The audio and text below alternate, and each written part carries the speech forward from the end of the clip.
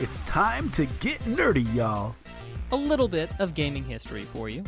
Something relevant in gaming and discuss our opinions on it. Should we kick it out of here, or should we kick-start it? This is the part where you, the listeners, try to stump the hosts. I'm not a lawyer. I just play one on a podcast. Ladies and gentlemen, lads and lasses of all ages, welcome to the show. It is Tuesday, November 7th, 2023, and it is time to get nerdy. Welcome to episode 287 of Two Nerds in a Pod, the nerdiest gaming podcast in the multiverse. I am Maction, humble co-host of this amazing show. I am joined by the main event, the connoisseur of comedy, not just the first option, the best option. You know him, you love him, Mr. Lam Galuka, also known as Mr. Nice Guy 425. And the crowd goes wild. And for the next hour, we are here to cover topics ranging from news to history, trivia, lawsuits, everything in between as it relates to our favorite pastime of video games. But first, Mr. Nice Guy, I have to know, how has your week been? Dude, it's been an intense week. And I am such an optimist. There have been a few challenges this week, but I'm not even going to get into them. Like, I'm just happy, dude. It's the holiday season. It's too early for Christmas music for those keeping track at home. Like, you can't be listening to Christmas music yet, in my opinion. It's not Thanksgiving Agreed. yet. So, but no, man, life is good. We've had a lot of travel happening the past few weeks, going fun places, doing fun things. And I haven't had as much time for gaming, but I have had a lot of time to create some good memories.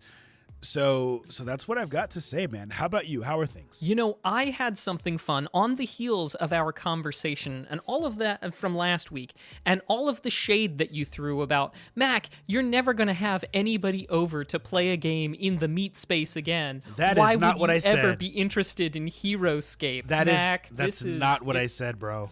I said generally that we don't play that way anymore. But anyway, please continue. Go ahead. No, I actually was thrilled to have some people over in the meat space, some local people that got together, had dinner, even played a little bit of D&D in person. So it was actually kind of a fantastic and amazing evening. And yeah, definitely the highlight of my weekend. So yeah, that was thrilling and just terrific. I highly recommend.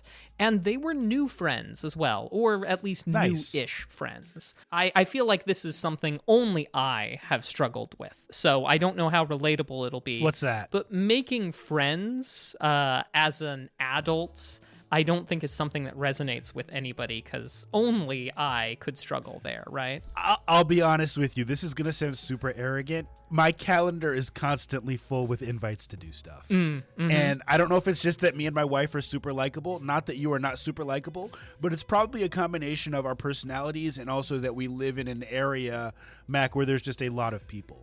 So I think part of your struggle might just be that you're a little bit more isolated geographically. It's not you. It's not me, you're right. It's the world who's wrong. And on that, I think, is the perfect way to end my week. I gotta tell this one story real quick. Okay. So just you talking about dinner and friends and doing things, and it made me think about the fact, as you become an adult, even the most monotonous activities can be fun if you're with the right people. Would you agree? Yeah, absolutely. So this weekend, me and my wife went to dinner, which we do often, and we went to a restaurant that I used to be a huge fan of. In fact, 2019, the first time I came to Milwaukee area to headline a show at the Milwaukee Comedy Festival, I ate at this restaurant, and it was killer. Like, I have such strong memories. I had eaten there once or twice since then. I don't want to go too much into detail because I don't want people to know what restaurant I'm talking about. But suffice it to say, it has fallen off. Oh, no. It was so sad because it was such a cool hangout, Mac. It kind of reminds me of, like, if you ever watched Boy Meets World back in the day, that restaurant they used to always eat at, Chubby's, or even, like, Saved by the Bell, how they used to go to the Max. It didn't have that vibe in terms of ambiance, but just, like, that type of hangout. So we go in Friday night, Saturday night, I can't remember, and they say it's going to be a 35-minute wait. Okay, that's fine. We're cool. We'll walk around. We'll wait 35 minutes, right? That happens. We come back. They put us at our table. They're like, hey, just so you know, it's going to be a 50-minute wait for the food. And I was like, oh, that's fine. And I told my wife, I was like, 15 minutes isn't bad. And she said, no, they said 50. 5-0. So I was like, we got kids at home. Like, we're trying to get home. And Mac, I'm not bougie. I try not to be bougie. But then the food was bad. It was really bad. And the quality has gone down. It's like when you hang out with an old high school or college buddy. And you're like, I remember back in the day we used to have so much fun. And now you're just not the same. That's what happened with this restaurant. But point being, hanging out with my wife, talking about future plans, talking about awesome stuff we have going on, all that time was filled very quickly, despite the bad food and the bad experience. People make life great. Don't ever forget that. Yeah. And Mac, on that note, I say we do what we do best and hop right up in that gaming news, my friend. What do you think about that? Let's do it, Mr. Nice Guy. What's new in video gaming? You know what? There's so much new and so much that I'm excited to hear your opinion on. This is episode 287 of Two Nerds in a Pod, nerdiest video game podcast in the galaxy. We're close to 300 episodes, and I'm excited for that day. But today, Mac, I want to talk about a movie that was recently confirmed. This is on IGN.com, written by Rebecca Valentine. Nintendo is finally making a live-action Legend of Zelda movie after years of hopes and months of rumors.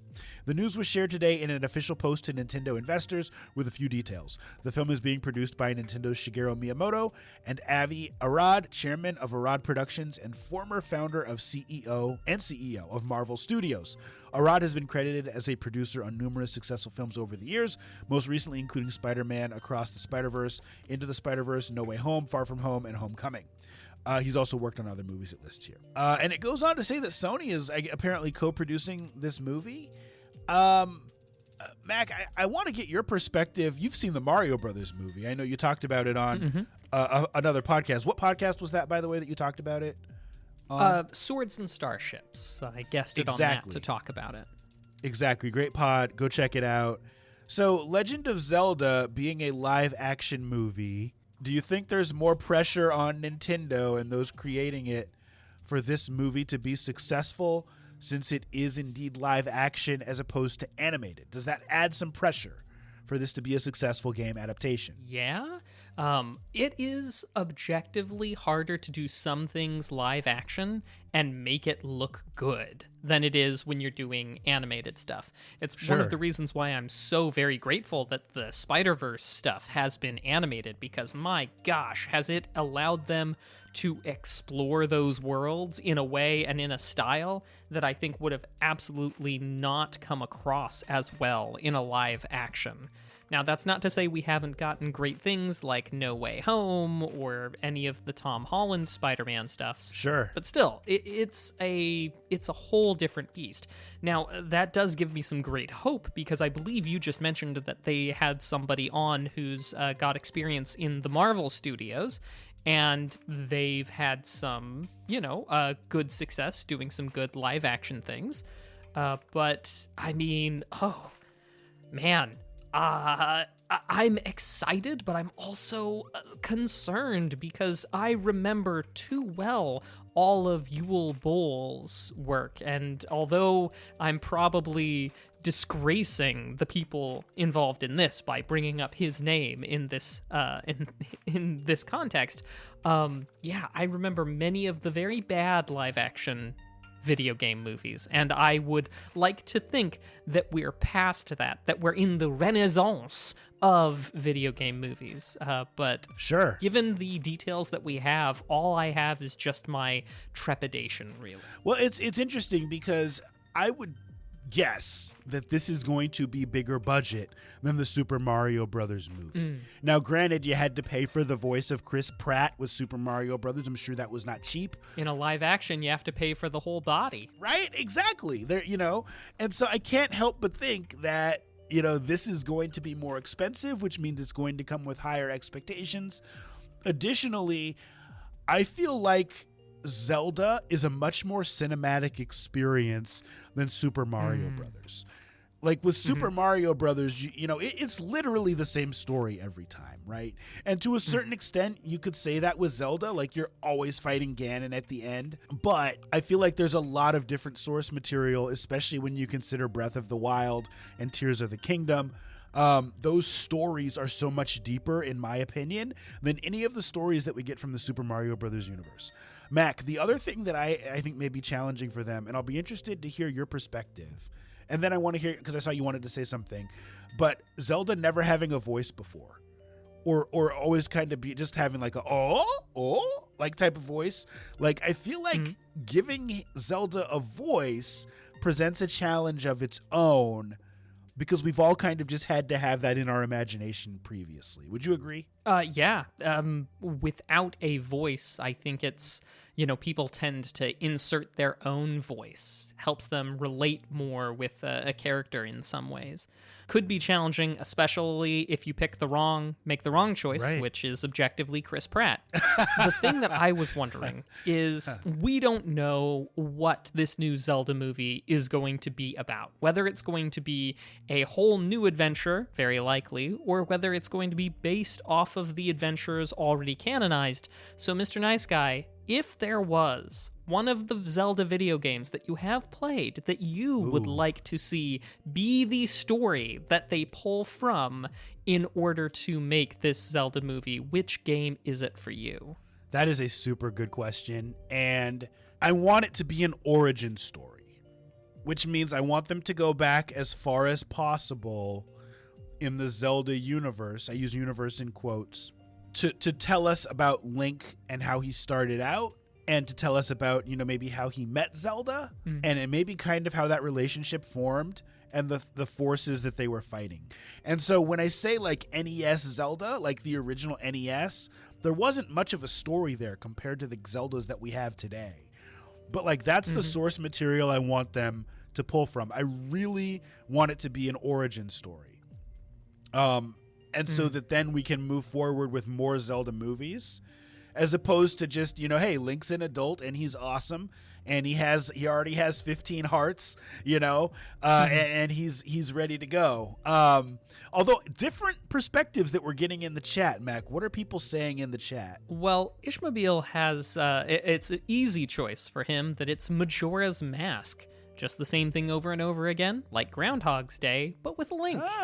Okay. Going back to the beginning, I believe Skyward Sword is technically the first Zelda in the Zelda timeline. I think I would prefer the most iconic one, personally. And of course, that is Link to the Past, is the one that I think I would enjoy seeing adapted if they were going to choose to adapt a game.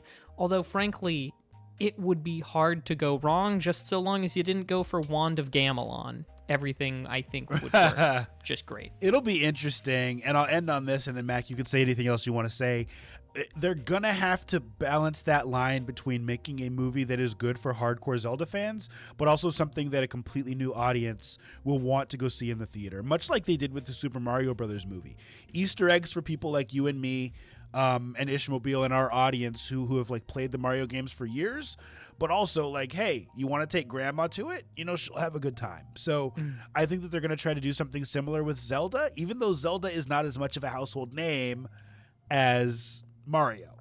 That's what I'm thinking. Mac, anything else you want to say? Nothing I can add. Okay, sweet. Well, we got a couple more news stories. Next one is ironically also about a cinematic thing, which is HBO's The Last of Us. Now, Mac, before I dive into this, have you watched any of The Last of Us? I watched the first episode of The Last of Us, and sadly, I just wasn't in a headspace to keep going at the time, so I didn't keep going, but I've been meaning to revisit it. No, that's fair. I was just curious, and this is on GameInformer.com by Wesley LeBlanc.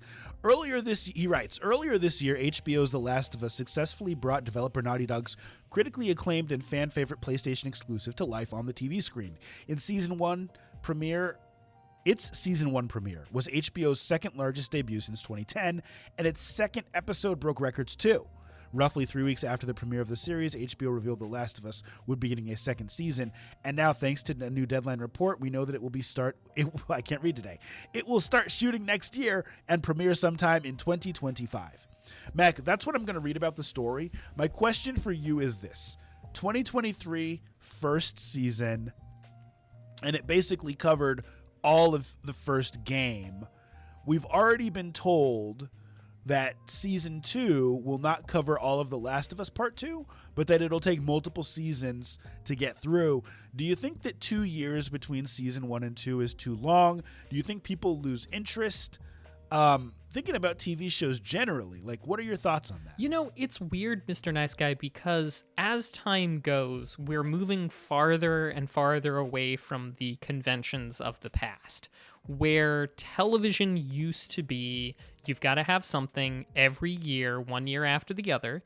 You need to have between, I think the least that we ever really did on television shows, you know, back before it was streaming stuff, was like 24 episodes or so for a season or something like that. Oh, a lot. Yeah. A lot. It could, Way it could more. be, yeah. And now it's not unusual to have... It's not unusual. to have a break in between your seasons. And to have short seasons, too. Yeah. So, yeah. like, you know, 3, 4, 5. I mean, I think Black Mirror, for example, that not that long ago put out a new season, took, what, a 4-5 year hiatus, something like that? Right. I think the medium has changed in a lot of ways now that we have streaming services, and Sure. I have feelings about that, but, you know, that's not part of this. That allows for a shift. Who knows whether or not it'll be a change that ultimately is for the best or for the worst. I don't know, Mr. Nice Guy. Do you have strong feelings about having something come out every year? I don't have strong feelings about it. I like it because I like content, but I think that, you know, to a certain extent, I think there were 10 years between The Last of Us, or maybe 8 years, I can't remember, between The Last of Us and The Last of Us Part 2. So, I mean, there's something to be said for making something really awesome and having people wait for it. Now, granted, those are video games. Those are not TV shows. But, Mac, the other thing that's interesting about this is I believe there will be a third The Last of Us game. I don't think that they're not going to make another game. And so, by doing Season 2 in 2025, you know, and then maybe you do Season 3, which covers the second half of The Last of Us Part 2 in 2027, by then, The Last of Us Part 3 is maybe out, and the TV show isn't lagging behind the source material. Like, this is a different beast than The Walking Dead. The Walking Dead came out, and there were already tons and tons of comics. There was a lot of source material to pull from. Whereas with this show, there's only 2 games that they have to pull from. And so if they finish all the game material and have to wait for another game, it kind of causes issues. Actors and actresses start to age. You know, people move on. And so putting some time between seasons maybe allows the games to catch up. I don't know if that's strategy or just what's going on, but I think it's going to be okay. I think that's a good move. I hope so. And I suppose worst case scenario, if people do get a little bit older, well, I mean, life on the zombie frontier is pretty rough. Yeah. It could just be attributed to the stress of having to eat roadkill. Yeah. For your dinner. So good point. Well, cool. Let's do one more news story. Mac, do you want to talk about the Nintendo Switch, or do you want to talk about Mass Effect? It is November 7th. It is N7, Mr. Nice Guy. Let's do Mass Effect in honor of N7. Let's do it. This comes from Polygon.com by Michael McWhirter, and it's about N7 Day. He writes, 3 years after announcing that a new Mass Effect was in development, BioWare dropped the first real video teaser for its still untitled follow-up to Mass Effect Andromeda. The 30-second clip ultimately gives Mass Effect fans more questions than answers, but it does at least offer a first look at who may be returning for BioWare's new sci-fi role-playing game. As part of N7 Day, the annual celebration of all things Mass Effect, BioWare released the above trailer in multiple chunks, including some decoded text messages that might provide some clues about who's in the teaser. The article goes on to say that BioWare's Mike Gamble, project director and executive producer on the new Mass Effect game, has indicated that the franchise's next entry will be a sequel to both Mass Effect 3 and Mass Effect Andromeda, and could feature both galaxies. BioWare's latest teaser appears to reinforce that, but leaves the mystery of who's returning and if Commander Shepard somehow could, in the far future setting of this post-Andromeda game, an open question. I read that terribly. I can't read today. I'm not perfect, y'all. I just play someone who can read on a podcast.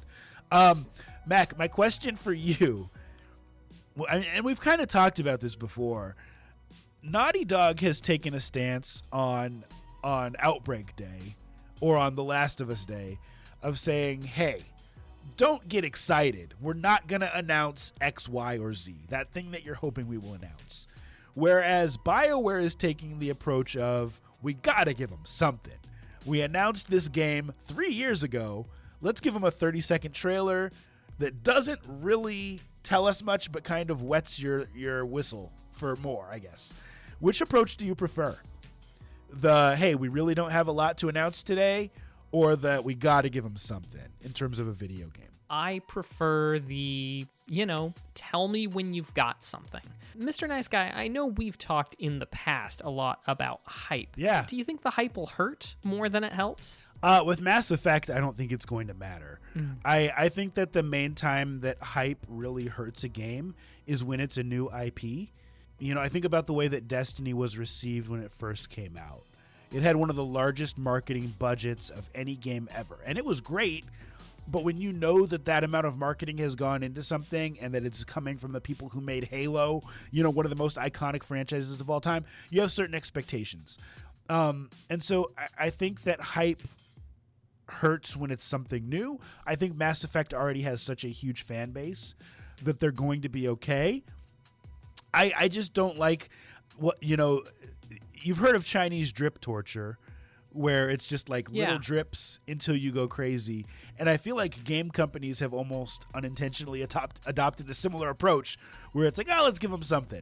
Let's let them know that there's a voice actor who's working on this project and let them post it on their LinkedIn and act like it's a leak, right? So we know the next game's to be made. Let's let the person who's making the music for the game, somehow go in an interview and say that. And let's put out a trailer that has no content. I think that type of approach hurts more than hype. And that's what I have to say about it. That has been our news for the week. All right. Well, now we turn to the past, where we look at the things that came out in years before this last week. And Mr. Nice Guy, I want to open up strong with a movie, a video game movie, even a live-action video game movie. 1994, the Double Dragon movie. Do you remember this one? Of course I do, and I want to hear your opinion before I tell you mine. I do remember the movie. Okay, those of you who haven't seen it, it's a post-apocalyptic movie set in New Angeles. Good old Jimmy and Billy Lee. They've got these sort of dragon medallions that grant them special powers. It was over the top. It was a ridiculous movie. It cost $7.8 million to make, and it brought in 4.1. Again, this is from the days of the live action Hollywood-style video game movie that just super flopped. But okay, Mr. Nice Guy, tell me what you thought of Double Dragon. I mean, the best way I could explain is that I thought it was silly. At the time, let me put it this way. At the time, I didn't think Mario Brothers was a bad movie. But now that I'm an adult and I have perspective, I realize that it is a bad movie. And so I felt the same way about Double Dragon. It's a bad movie. I didn't think I realized that at the time, though. 100% in the same boat. For the time, it was flashy, it was weird, it was kooky, and it had a lot of the aspects of the movie there. And but yeah, not a good one. I would not go back and watch it, but I mean, I think a kid might enjoy it for its quirkiness. To contrast the Double Dragon movie, Mr. Nice Guy, I've got another movie released in 2012, Wreck-It Ralph. Cost $165 million to make, brought in just shy of $500 million. But Mr. Nice Guy, I wobbled back and forth on this. What do you think? Wreck-It Ralph, video game movie or not? I would say yes. There's enough In fact, I'll say yes definitively. Like, it's not just about video game references, but it's about a character who is in an arcade game. And they were able to license like Nintendo and Capcom and all types of characters. And I have nothing but love for Wreck-It Ralph, both the first and the second. So I don't think I ever saw the second one, but I certainly saw the first. And yeah, I can think of, obviously, yeah, you mentioned Capcom, also Sega, because Sonic the Hedgehog shows up in it. Yeah, it was interesting. It was such a fun movie, and being a video game was both an essential as well as a non-essential thing. And I think Wreck-It Ralph shows, in a lot of the ways, a lesson that I hope that they will take for the Legend of Zelda movie, that maybe sometimes the best way to tell a video game movie story is to not bind yourself to a video game story that's already been told. Well said. I think that sort of thing worked out very well for Wreck-It Ralph. Well said. Oh, well, thanks, Mr. Nice Guy. Well, let's see. Just, I think, maybe one more thing to bring up. 2010, for the Xbox 360, this last week, we would see the launch of the Xbox Kinect. So this was kind of an interesting chapter in video game history, because the Kinect, for me, is one of those things that feels like the last time Microsoft took a risk. The Wii had been doing great, in 2006 when it released with its motion controls. And, I feel like they very much were like, let's kick it up to the next level. And it took time to develop. But tracking movement and being able to use your body as the controller. I'm seeing comments that people thought the Kinect would go so much further. And yeah, I feel like its big downfall really came in 2013, when Microsoft said that it was going to be always on and required to be connected in order for the new Xbox One to be useful. And that very much went alongside the privacy and always-on concerns that people had expressed earlier that summer in 2013. And, of course, the official response from Don Matrick, who was leading the whole launch of, well, if you don't like these things, then we've got boy, do we have a product for you, the Xbox 360, which certainly didn't win that many people over. But, Mr. Nice Guy, I wonder if there were any Kinect games that you remember, or perhaps remember fondly. Honestly, no. But what I will say about the Kinect is this. It's super interesting that a big part of the integration was, I believe, voice activation, but also movement. Because now, my PlayStation 5, I can talk to it and simply say, hey, PlayStation, do this. And so we've gone from that needing to be a peripheral feature to being something that's already integrated into the console. Now, the movement aspect, not something that's there by default, but the voice aspect, something that maybe Sony and others have taken from Microsoft. So that's a positive. Kinect was a pioneer. Early, to the field, or ahead of its time, you could even say. Also, because I'm old man yells at cloud, and I feel about certain things about privacy and the like, I very much see it as a sort of, in 2013, you whippersnappers understood what privacy meant. But, that's just because I'm oldie McOlderson. Kinect, like you said, Mr. Nice Guy, very probably ahead of its time. Yeah. And that has been our history for tonight. Fantastic. And well, now it's time, like we do almost every week, to talk about an indie game of the week, a segment where we talk about a game that may need your attention and let you know if it deserves your attention for its given price point. Mac, this week we have a unique one, Dread Hunter. Now, before I get into this game, I gotta say that a new record has been set in the Two Nerds Indie Game of the Week. I reached out to the developers of this game at 8:36 a.m. on the day that I reached out to them, and they responded to my email with 2 keys by 8:42 a.m. So the new record for response from a game developer is 6 minutes, which is very, very impressive, and Mac and I would like to say thank you to them for providing these keys. Here's the description of the game on Steam. Plow through hordes of deadly monsters and defeat vicious bosses in an intense, fast-paced shooter RPG where all items are legendary, levels are ever-changing, and combat is razor-sharp. This game released on October 18th, 2023, and that's when I reached out to the code, when we got the code. It is developed and published by both Trickster Arts. Currently has 43 reviews on Steam. And the price right now, Mac, is $34.99. Before I hear your thoughts on the game, I do want to point out that this game is in early access. And so for all those of you who play games, it means that this is still in development. They're adding new features and providing regular updates.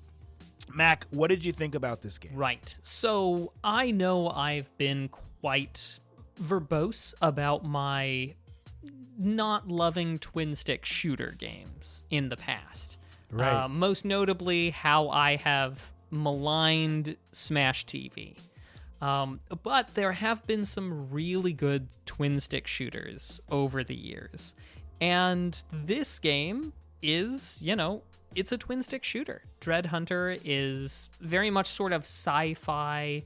You've got, in a lot of cases, you've got some creatures kind of like xenomorphs coming after you, and I am very much on the fence about Dread Hunter. Okay.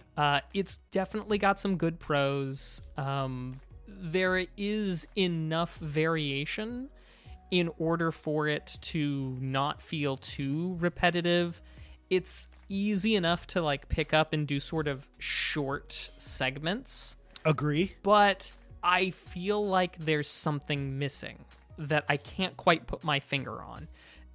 Which is one of the reasons why I'm still very on the fence about it, because it's in early access. So they are working on putting together that je ne sais quoi, theoretically speaking. Mr. Nice Guy, how has it struck you so far? So I would agree 100% with everything you just said.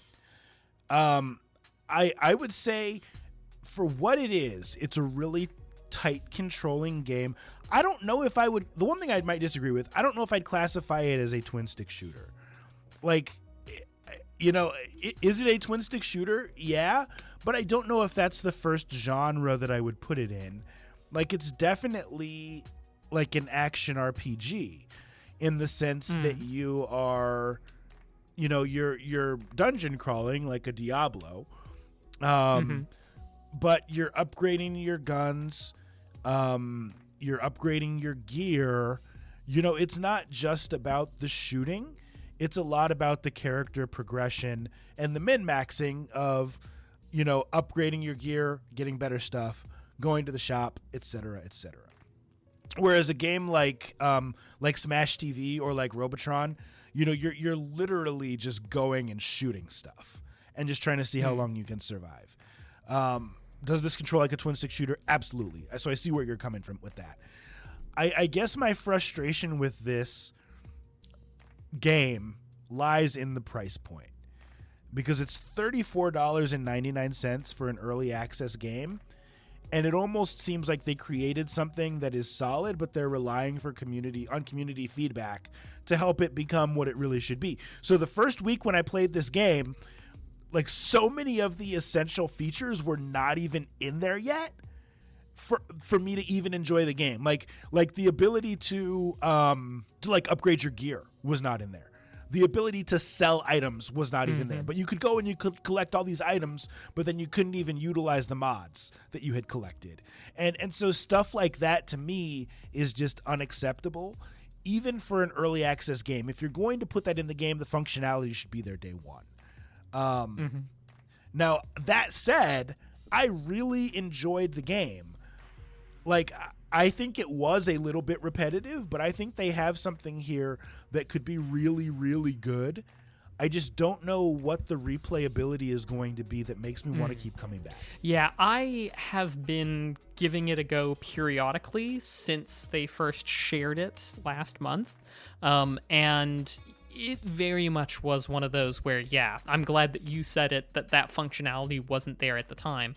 Yes, we've got it now, but I mean, what else? How else is it going to change between now and then, and what this early access thing means? Mr. Nice Guy, how many missions do you think you've gotten through so far? Oh, I've done a lot. I've probably done 10 to 12, which I consider to be a lot, considering that it's in early access.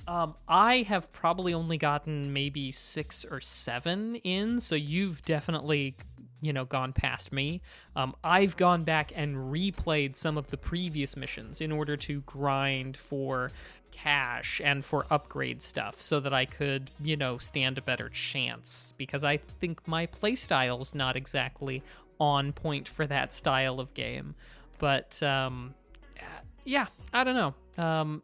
I think I don't know what's going to bring me back in the long term. And the price points, that's a skosh high for an early access game. It's unacceptable. Let's just call it what it is. Now, I don't want to just crap all over this game, because I think that it absolutely has potential, and I did have fun with it. Early access exists for a reason. It's for people who are either like really hardcore interested in a game, or have some type of connection to the people making it, and they want to get in and they want to help beta test it.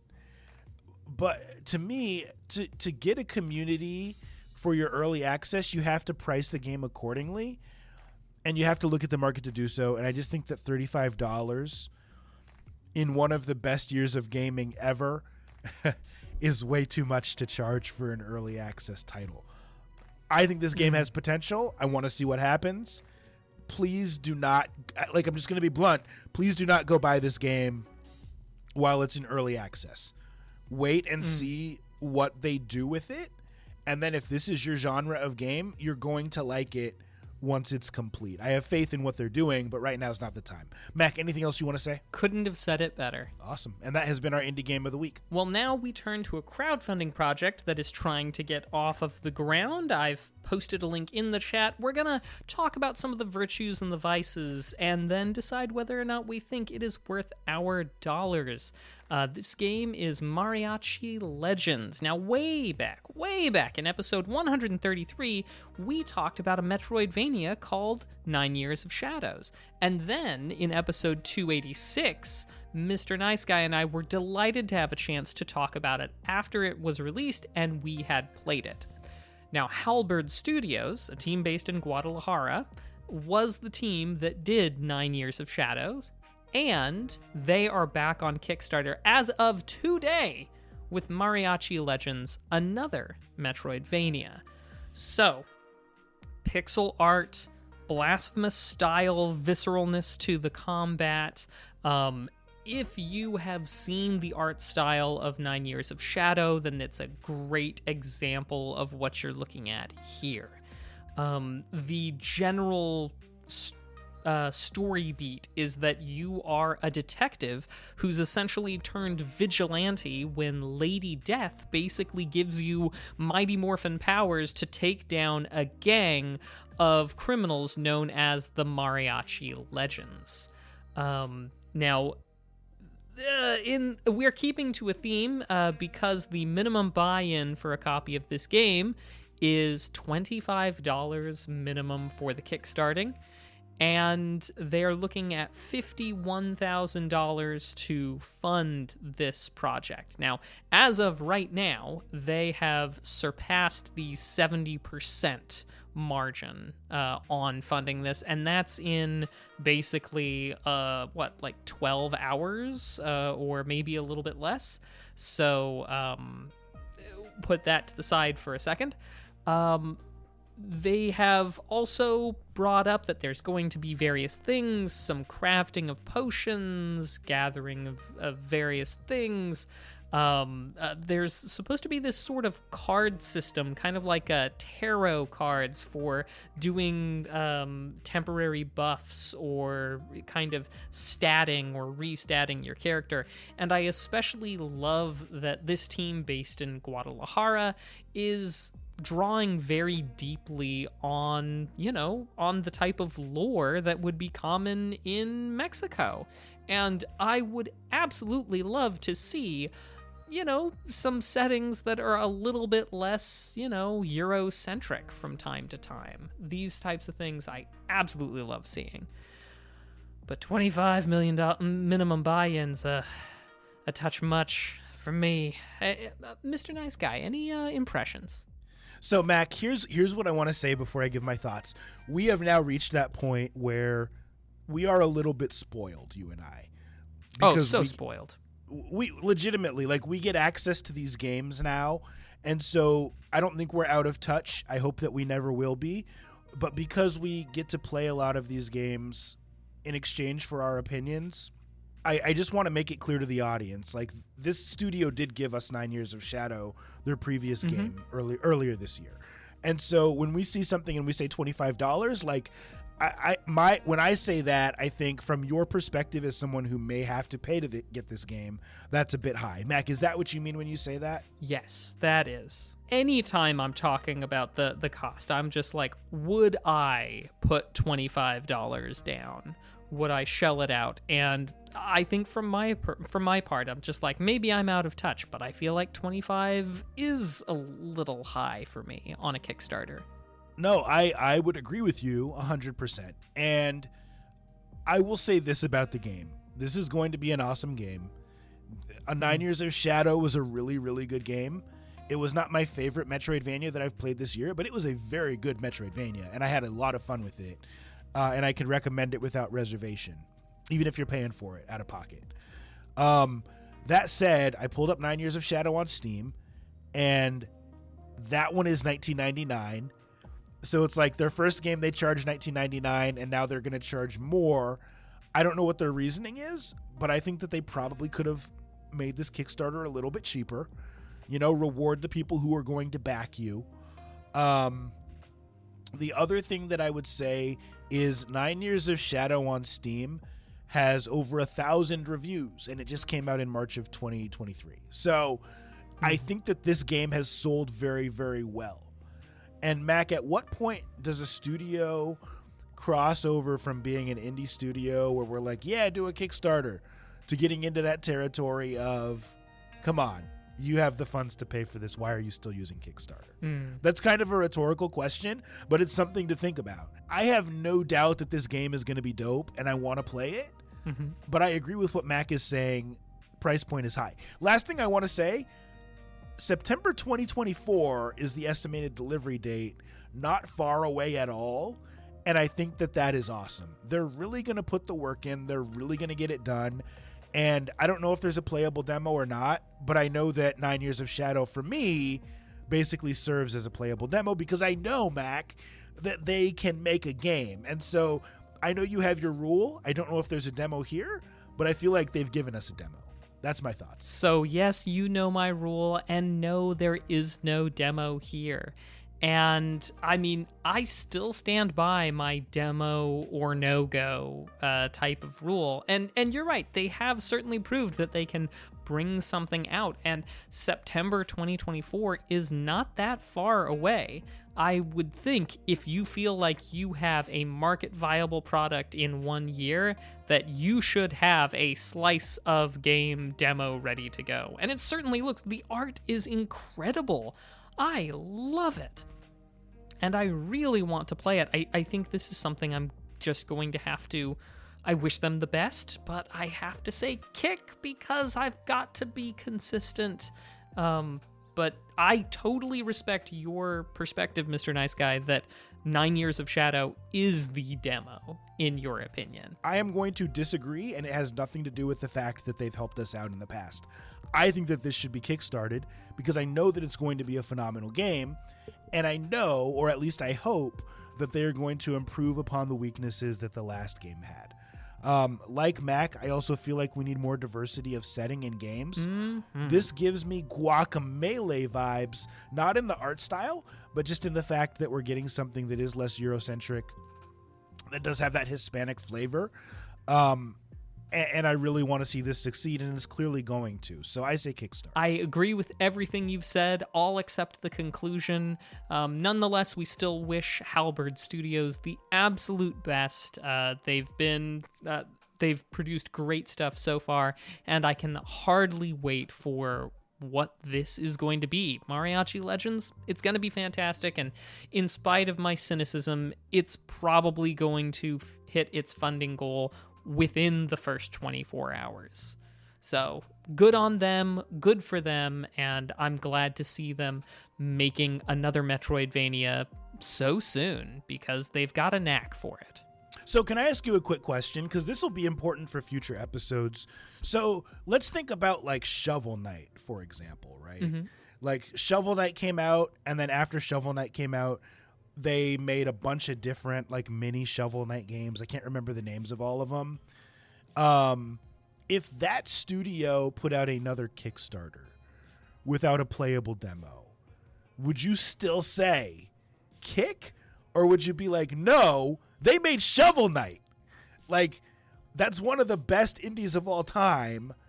I'm going to give them a pass. Like, would you ever make an exception? I would probably say kick still. Really? Okay. There are times where you can't have a playable demo. You might just not have enough out there, basing it off of concept sketches and going from there. Right. This is the thing that has kept me out of trouble with some projects. It's important to me to have a minimum viable product, if you will, and I think that's a demo. Fair enough.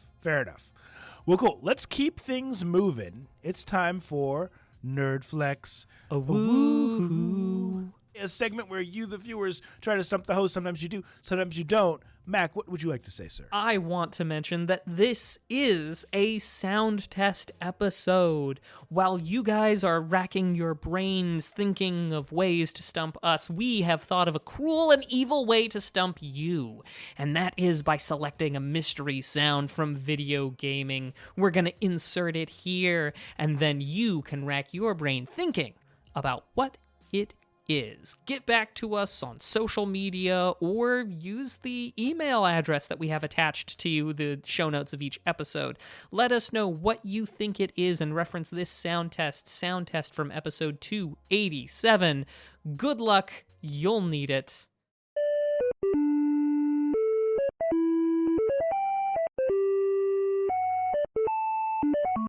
All right. Well, time for you to send in that nerdy trivia. Fantastic. And we have some people typing in the chat, but while we wait for those to come through, we have one from the test bank. Mac, let's do it. Here's the first question. It's a Mario question. Which Mario Kart game does Mario exclaim, "Okie dokie, Mario get you next time"? I feel like I should read that in a Mario voice. Yes, please. Okie dokie, Mario get to you next time. Double Dash. I think that's so tough. Because it almost seems like something from Mario 64.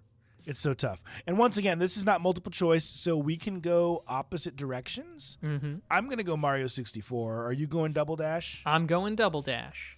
All right, final answers. Let's see what it is. Oh, Mac, this is rare because you're so good at trivia. I was actually right about this. It's Mario Kart 64. And after years and years and years of playing Mario Kart 64, something, it just like stayed in my brain and I just got it. So, well, hey, Mac, we got a question in the chat. What are they asking in there? We do indeed. Alex Mann asks, what was the last DLC added to Cities Skylines before Cities Skylines 2 was released?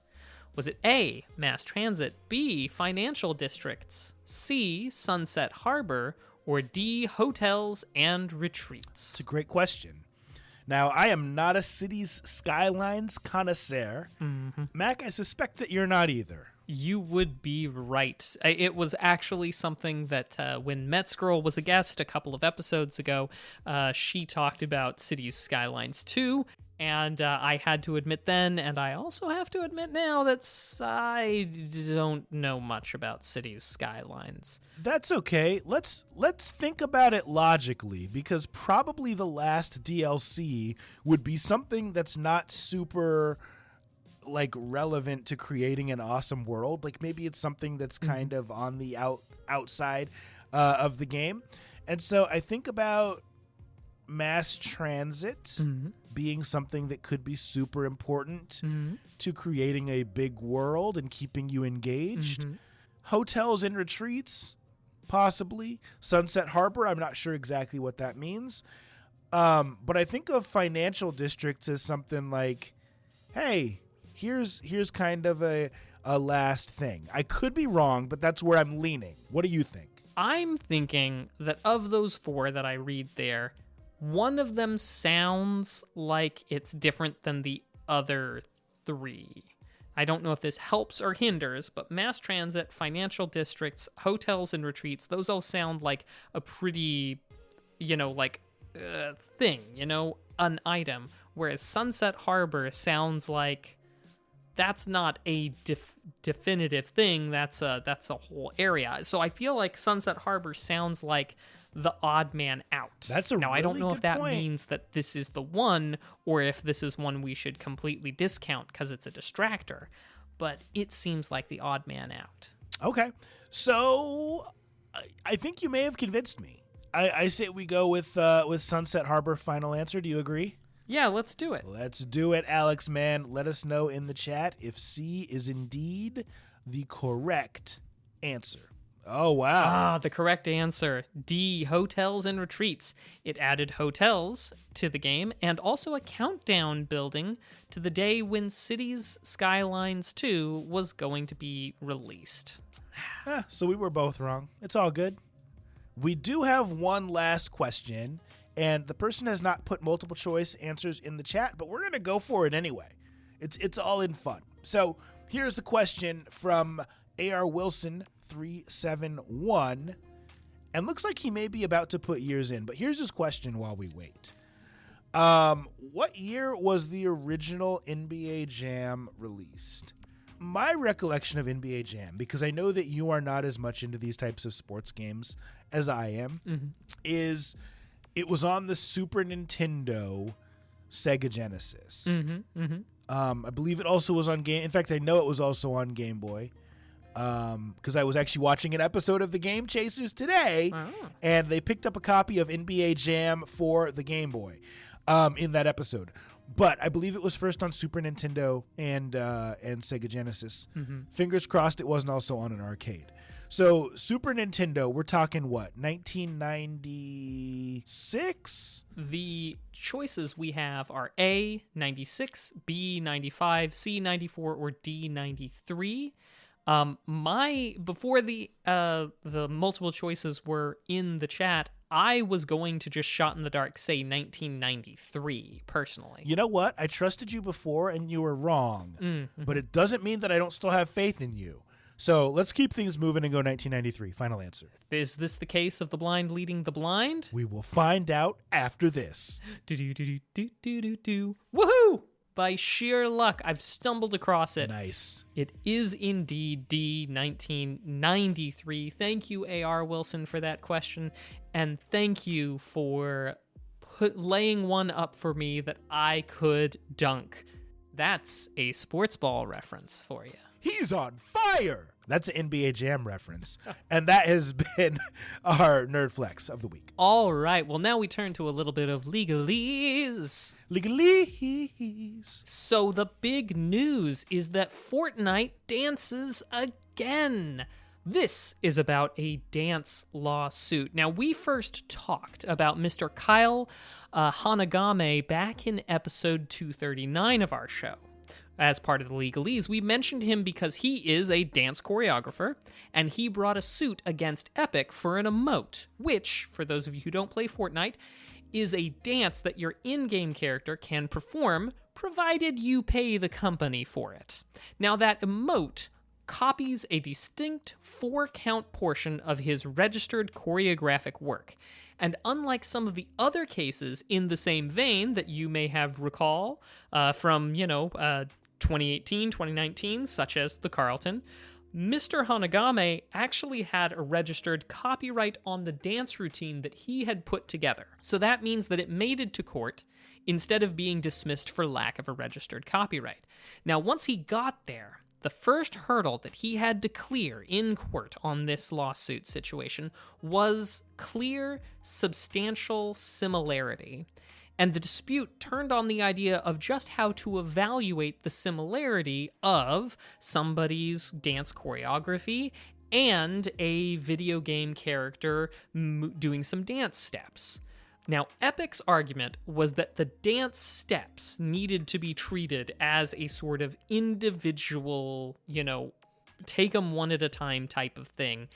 And that those dance steps, it was just 4 beats that could never have been copyrightable outside of the context of the whole choreography.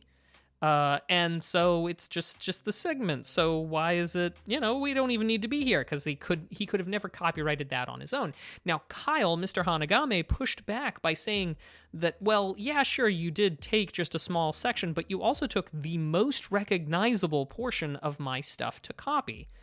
And the district court sided with Epic Games and dismissed, concluding that the short segment of his overall routine, that was copyrighted, of course, couldn't run afoul of copyright in this case, because it was just too small. It was just there. And that more or less stopped any and all of Fortnite Dance lawsuits, because in the applicable jurisdiction, the courts had spoken. Applicable jurisdiction because this would still be the same circuit where any lawsuits would be coming at Epic. Sure. Our pal, Mr. Hanagame, appealed to the Ninth Circuit. And they said, guess what, lower court? You guys got it wrong. Because an appeals court is a court of law interpretation, not a court of fact-finding, so they just took all of the information that the lower court presented, they took it as gospel truth and evaluated the case. And the big thing that they took issue with that lower court ruling was that reducing the choreography to just simple steps or poses is kind of akin to just trying to reduce music stuff to notes and only notes.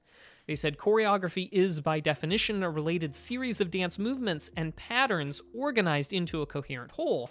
The relationship between those movements and patterns and the choreographer's creative approach of composing them and arranging them together is what defines the work.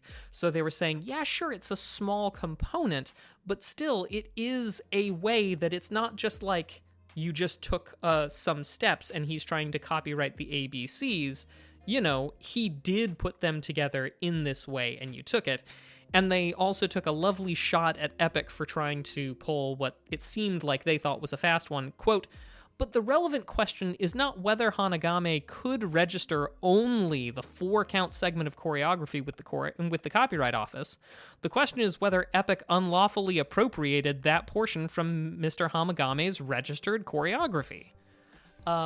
So they made that ruling, and then they remanded down to the lower court and said, now you guys are going to take this back, and you're going to proceed as though what we said was the ruling of your courtroom, which means that dancing emotes has just turned from settled law in California to something that we need more information on. So we will be hearing more about Mr. Hanagame versus Epic in the future as they go to do more discovery and they go from there. So I'll keep you guys updated, but it's really interesting to see something go from, hey, it's, this is a done deal to, nope, it's totally not a done deal. So you might even see more dancing lawsuits in the future. From choreographers who actually have copyrighted works. Dude, super interesting. And someone mentioned in the chat that, Fortnite player engagement is declining. Just in talking to my kids about changes that Epic is making, I believe that to be true. So interesting to see what will happen with the whole situation. Mac, this has been episode 287, man. What a great episode. Thank you, everyone, for tuning in and hanging out here live.